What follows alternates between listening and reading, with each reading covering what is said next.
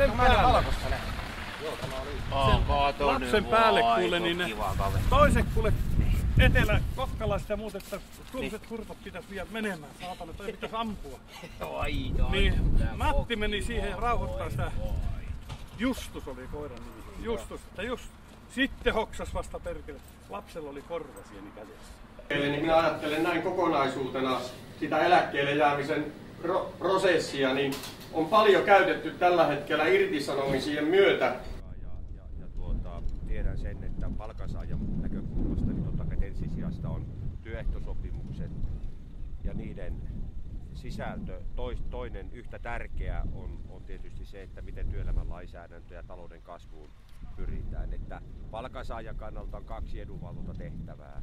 On nämä työehtosopimusten sisällöt, toisaalta tämä laaja-alainen edunvalvonta, mikä liittyy eduskuntaan, hallitusohjelmaan ja siihen liittyvä kysymyksiä, jota Suomessa voi sanoa monen muuhun eurooppalaiseen valtioon poikkeuksellisesti hoitaa niin sanotusti kolmakantaisesti ja sopusuhteisesti.